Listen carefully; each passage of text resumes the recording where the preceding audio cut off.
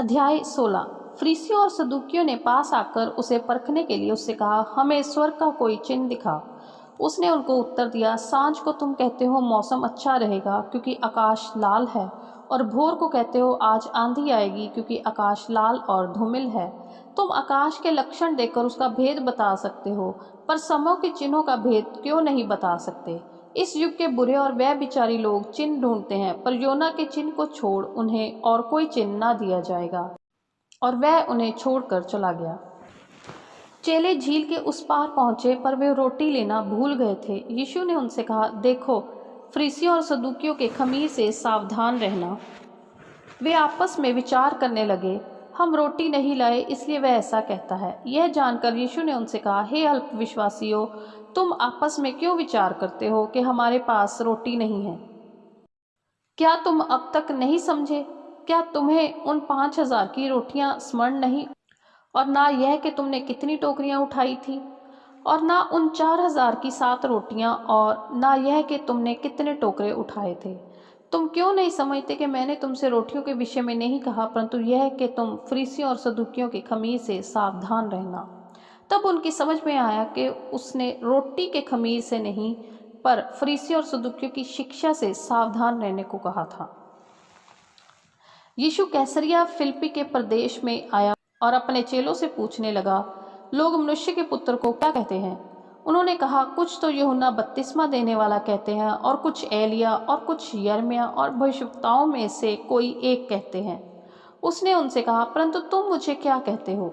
शमौन पतरस ने उत्तर दिया, तू जीवते परमेश्वर का पुत्र मसीह है।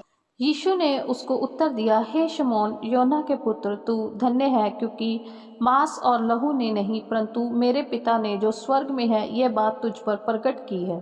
और मैं भी तुझसे कहता हूँ कि तू पतरस है, और मैं इस पत्थर पर अपनी कलीसिया बनाऊंगा, और अधोलोक के फाटक उस पर प्रबल न होंगे।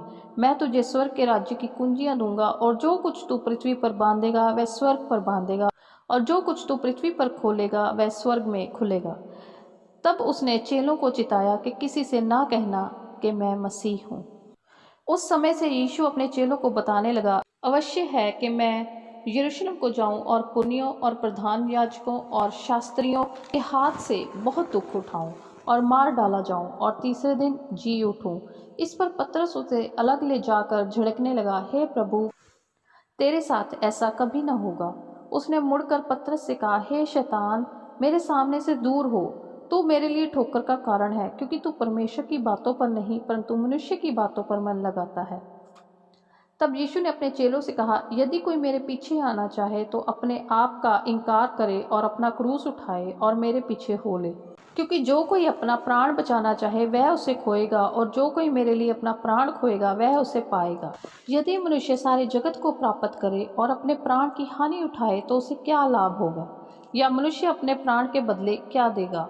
मनुष्य का पुत्र अपने स्वर्गदूतों के साथ अपने पिता की महिमा में आएगा, और उस समय वह हर एक को उसके कामों के अनुसार प्रतिफल देगा।